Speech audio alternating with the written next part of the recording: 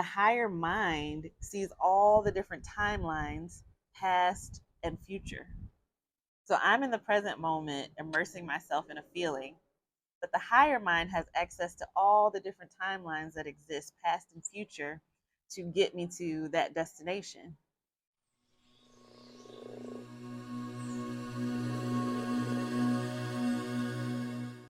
One of my biggest fears while sharing this content on YouTube has been to open my personal life up to the world.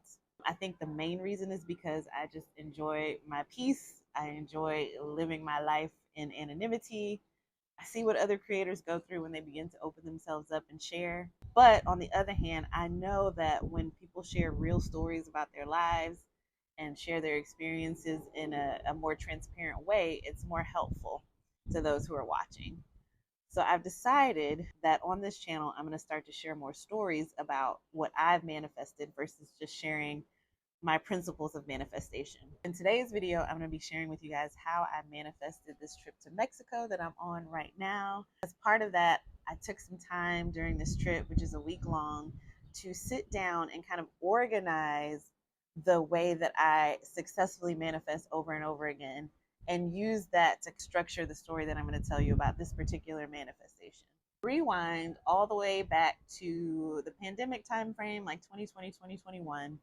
I did one of my identity shifting sessions, which is step 3 of my 6-step manifestation process. But as part of that identity shifting session, I let go of the belief that vacationing multiple times a year was something that I couldn't afford or didn't have time for. Well, as part of my identity shift, I let go of those limiting beliefs, and I just decided that that was something that I wanted to experience. And I wrote it down, I recorded it, I listened to it over and over and over again. That's one of my identity shifting techniques. The rest of them are in my book, The Manifestation Toolkit, which you can find on Amazon and in the link in the description below. Once I did that identity shift, the following like spring, summer time frame, all of a sudden, all these trips just appeared on my radar. And when I say appeared on my radar, I mean I had nothing to do with it. All of a sudden, my friends were telling me that they had trips planned and inviting me along. Starting in 2022, I just started taking all these leisure trips with other people that I didn't even have to plan. One of those trips in 2022 was to Cabo. During that trip, I had to meet my friends at the airport because I was the last of 4 people to kind of set up my itinerary. So they all had the same flight. I had a separate flight. I had to meet them at the airport. When they landed, if you've ever been to Cabo or really anywhere in Mexico, you know, as you're exiting the airport, you're bombarded with people trying to sell you experiences and timeshare presentations. So they fell for it, right? They were stopped on their way out to get their transportation. They were sold this deal. So we got like jet skiing and all kinds of other stuff in exchange for attending a presentation for a timeshare. And I was like, oh, guys, come on. This is like travel 101. But anyway, we did the excursions and a bus took us from our location to the timeshare presentation. So we show up on site and it was this resort. And as soon as we drive up to the front and I see where we are, I'm like, oh my God, this is the most beautiful place I have ever seen. I think I said that out loud. And we get out of the van and we're led to the area where they're going to show us like the units and do the presentation. And I was like, oh my God, this looks like heaven to me. Like, am I still alive? I literally pinched myself when I got here. And so they took us to the restaurant on site, fed us this delicious food, showed us, of course, the nicest of suites. And I fell in love with the place. And I just let myself experience that, right? I took lots of videos. And when we left, knowing it was a timeshare and I wasn't interested in a timeshare property, and knowing how expensive it was to stay here if you're not an owner, I kind of just let it go. But I held on to that feeling of experiencing this place, right? I told everybody about it when I got back home, just as a story, like just as an experience in and of itself. I had no expectation of coming back here. Fast forward an entire year, I've been on several more trips that I also didn't plan. I think I went on one trip that I planned with my fiance, then boyfriend. And I go to visit some friends of mine that I've had since I was 7 years old. So they're kind of like, a second set of parents. They're just loving, caring people that have always been a part of my life and my children's lives. And so I'm just casually visiting with them at their house, telling them about my trip. And I tell them all about this place. And they're like, well, what's the name of it? And I tell them the name of the place. And they're like, oh, we are owners there. So immediately I'm thinking, oh, please let me use your timeshare. But I don't want to ask. Like, I don't want to be pushy about it. And so I kind of just let it go. I can't even remember how we reconnected on it. I think maybe I visited with them another time, or somehow the topic came up again, or maybe they reached out to me because they remembered that I was interested and they offered me a week at the very resort that I had been at a year earlier and just allowed myself to like bathe in the beauty and luxury of it. I'm here spending an entire week without my children and without my fiance, and everyone is in awe of how I was able to pull that off. But I pulled it off using this 6-step process that I'm about to explain to you. So the 6 steps, it used to be 5 steps. And with those 5 steps, I had probably about a 75% success rate in manifesting either exactly what I wanted or something better, right? But then there were times where it seemed like things didn't come to pass. And I kind of just over time accepted that I wasn't going to manifest each and everything that I wanted to manifest. With the 6th step in this process, I'm super excited. This is something that was downloaded into my consciousness while I was on this trip. And I think it's going to be woven into my content from now on so that every time you listen to my videos, it gets ingrained in your mind and hopefully you find the same level of success in manifesting what you want. So the first step, the foundational step, is radical responsibility. It's essentially understanding that you are the creator of your reality. So anything that you're experiencing is a result of the makeup of your inner world, of your thoughts, of your beliefs. Radical responsibility means you take it all and you say to yourself, the only thing that can change these circumstances is me, is my thought process, my choices, my actions, whether you feel like, you were technically victimized or not.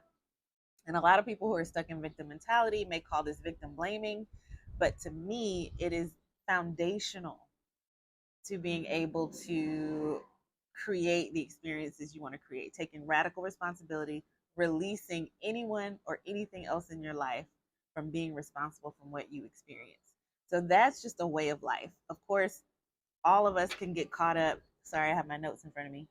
All of us can get caught up in victim mentality, right? Especially when things are extremely stressful, especially when things feel incredibly unfair, especially when what's happening to you seems to be the result of poor decisions that other people are making. It can be very easy to slip out of radical responsibility. But anytime we're not in the mindset of radical responsibility, we let go of our power to change a situation or create a new situation. So that's step number one. Step number two, after taking radical responsibility, is observation. I know I'm responsible for everything that's happening around me, right? So now I take a look around. I take a look around and I see what it is that I am happy with and what I'm not so happy with or what I want to be different. It doesn't necessarily have to be something that's, making me sad or angry. It could just be something that I just want to be different for whatever reason. It doesn't matter. But I take stock of what's happening around me, and then I take the time to understand what it is that I want to be different or better or whatever. And I make note.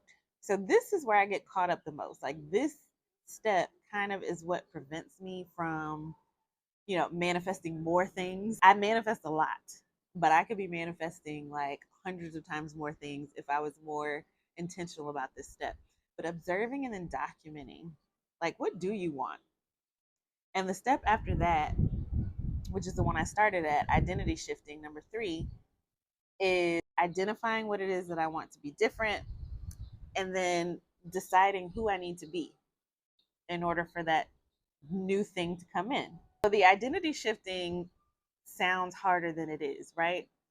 So when I talked about wanting to manifest multiple vacations a year, all I did was release limiting beliefs, right? And I decided that I'm the kind of person, how I am right now, that takes multiple vacations a year. And that was it. That was it. And I just listened to it over and over again. I didn't try to figure out like how it was going to be possible or how it was going to come.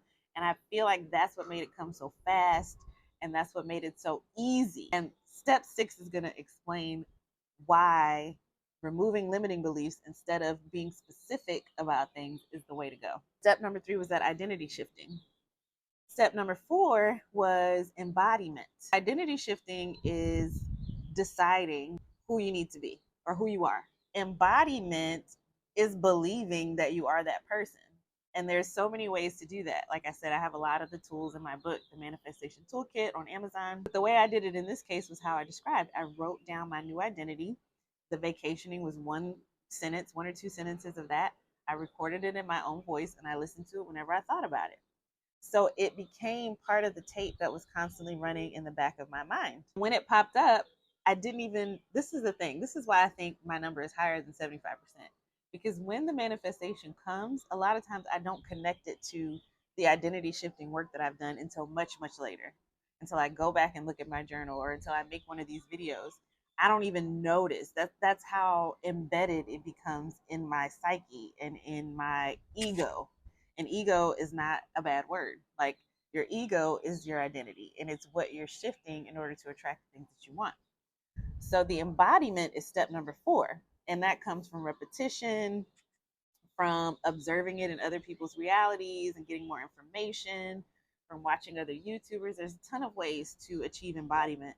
But the way that you know you've successfully achieved embodiment is that you don't have to consciously think about it anymore. So I would start listening to that recording that I made, and instead of it sounding like this far off dream, it was like a reminder of my subconscious thoughts. So that's step number 4. Step number 5 comes naturally, and this is where I used to end it. It's just expectation. So if I decided that I'm a person who goes on multiple vacations a year, and as part of that recording, I put in that I stay at the nicest places, and that I experience luxury and the best of everything. After that, it's part of my subconscious thought process, and I just shift over time. And like I said, I don't even notice the difference until months, maybe years later, or until I'm sharing this information with you guys. Step number 6 is what I'm most excited about, right? And I got this from listening to Bashar on YouTube. There was a time when I had heard of Bashar, but I wasn't yet resonating with the message. Like, I wasn't ready. My higher self was trying to get me there, but I wasn't ready. One of the things he talks about is how you're not manifesting alone. You are manifesting alongside your higher self. Your higher mind is what he calls it. And I've been learning a lot about this higher self and the mechanics of reality and how it all fits in. But when I came, for example, to this resort and I allowed myself to be immersed in the feeling of literally being in heaven and having to pinch myself to see if I was still awake or alive. And I just freely allowed myself to feel that. Whenever we do that, whatever feelings we decide to immerse ourselves in, good or bad. So if we immerse ourselves in feelings of lack or victimhood, the higher self picks up on that as well and gives us experiences to mirror that back to us. So when I came here and I just felt that feeling and I just let it go, my higher self was like, okay, she is requesting that. I, the higher mind, can see all the different ways to make that happen. So, okay, this is an important thing to understand about the higher mind. The higher mind doesn't just see everything now. For example, the higher mind doesn't just see all the possible ways to get me to Cabo. The higher mind sees all the different timelines, past and future. So I'm in the present moment, immersing myself in a feeling, but the higher mind has access to all the different timelines that exist, past and future, to get me to that destination. So if I just allow myself to feel the feeling, which is a request, every time we allow ourselves to be immersed in a set of beliefs or feelings or thoughts, it's a request to our higher mind to create more of that for us. My higher mind says, okay, let me check these timelines. Okay, let me go back to the past timelines. The higher mind said, okay, in this past timeline, her friends purchased a timeshare there. And in this future timeline, she will have a conversation with them. I can guide her to that by just wanting to visit with her friends. she'll have a conversation with them if that visit is in proximity to her trip. She'll feel compelled to talk about it with her friends. And so, okay, this sixth piece, I'm trying my best to put it together. I didn't like plan out this video. Um, but working together with the higher mind means you follow your excitement. So the higher mind got wind of me thinking this place was heaven on earth, right? And wanting to experience it again, but not really focusing on the how because I didn't think there was a how. And what the higher mind did was provide me these little carrots, right? These little carrots of excitement. And so when I got back home within a few weeks, maybe I heard from my friends, I can't remember, and maybe I reached out to them, and I just felt the urge to go visit with them. And I did, and they had this timeshare. The higher mind could see all of that. It could see how those past and future timelines played together to get me here. I said all that to say, if you end with step 5, which is just the expectation, um, or if you get into trying to figure out like the how. So let's say I have this actual goal, right? I want to make at least 5 figures a month. I do make 5 figures a month, but I want to make higher 5 figures a month. Um, and I always think about the how. I'm realizing as we sit here together and I'm talking to you about this, I always think about the how. If I let go of the how and I just decide and embody being a person who makes that specific amount that I want to make, and I release it, then the higher mind has more flexibility with these possible timelines. The higher mind, if I'm not like imposing specific methods on the higher mind, there's more freedom. It can surprise me. And I think I was getting there. Like I was getting to that place in my mind and in my consciousness where I was really letting go of the how and opening myself up, because I've had experiences where I didn't know why it was happening, but where my higher self was creating scenarios better than the ones that I can imagine. My higher mind has access to more information than me. My higher mind has access to the past, present, and future all at once. My higher mind is on a higher dimension, meaning it has access to all of time. People say time doesn't exist, but that's kind of like saying movies don't exist.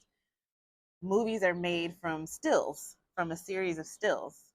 Time is made from a series of 3D stills, right? Meaning there are infinite possibilities for how the 3D plays together with itself to create a timeline. And in each moment, our desire, our beliefs are guiding us to one or more different timelines. So it's not like you get on a timeline and you stay on that timeline. It's kind of like you choose the next frame with your belief. It's like a movie where you choose each frame, but there are a million frames per millisecond. And so things can change that fast. I'm excited about, and I got a big forehead, I got a big brain in here. I do a lot of overthinking, but knowing that I don't have to overthink it is the biggest relief to me. It's something that I'm going to have to get used to. It's something that I'm going to have to practice, letting go of the how and staying more in the present moment. But all I have to do is follow the little carrots of excitement. I am always, whether I realize it or not, connected to my higher mind. So I can choose to allow my higher mind to guide me to the right timeline, or I can try to impose conditions and limit the number of timelines that are options for me that can extend the amount of time it takes for me to experience my manifestation, or it can make me feel like I didn't manifest it at all. Let's say I set a particular condition and my higher self is like, okay, well, she said this is what she, expects. This is what she's embodying. So this is what I got to work with. I know she wanted to feel something different, but she's imposing all these restrictions. Our higher mind is lovingly like a mirror. It can only give us back what we put in front of it. And that's the most loving thing to do. Think about a mirror, right? You go to a mirror, it's because you want to see what you look like. So you go to that mirror, and that mirror obediently and lovingly shows you the true image. From there, you decide what you want to change, whether you want to fix your hair, fix your makeup, fix your earrings, change your outfit. But that mirror does its job of showing you where you stand. Our higher mind, what we call the universe or God or whatever you want to call it, does the same exact thing. It reflects back to us what we're bringing to it. And it's up to us to change what we're bringing to it in the form of our thoughts, what we're embodying, what we believe about reality, and what we desire. I'm going to review the 6 steps that I use to successfully manifest. I have a mixology class coming up that I hope I'm not running late for, but quickly, the foundation is radical responsibility. All of us slip in and out of this, but it helps if you spend most of your time in a state of radical responsibility. Observation, paying attention to your reality and what you've already created, what you want to create that you haven't yet created, and then deciding who you want to be, really deciding what you want to experience. That's a real identity shift, saying what you want to experience because you don't have to think about the how. 4, embodiment, so repetition, making it part of your subconscious thought process. 5, expecting it, and which comes naturally. It's like an outpouring of number 4. And 6, following excitement after that. It may seemingly have nothing to do with what you want to manifest, but all you have to do is follow your excitement. What a life we can live if we understand this information. Like if we understand, and I know it may seem like, I'm coming from a privileged place. There's a lot going on in the world, and I think all of it is part of the collective consciousness wanting to explore different things. So I know it can sound very out of touch for somebody who seems to have it easier, relatively easy to say these things, but it's absolutely true. You can even see it in circumstances where people may not necessarily have certain resources or money, but they're still having these beautiful experiences. It all doesn't have to be at a resort. Nature has its own luxury available to all of us. But I say all that to say, if we understand how this all works, if we build that connection with our higher mind through introspection, um, through observing our inner world as well as our outer world, all we have to do is decide and then follow our excitement. Follow the little carrots that our higher mind is putting in front of us to lead us to our desired destination. So I hope this video was helpful. I have enjoyed making it. I wish I could take, not I wish, I can be the kind of person that can take this type of vacation anytime I like. Hopefully I'll have some time before this week is up to make some more content for you guys from this beautiful location. Thank you so much for watching. So here's my suite. If you guys want to see a full video of, bedroom is back there, of my trip, check my channel in a couple days after I'm back in the States.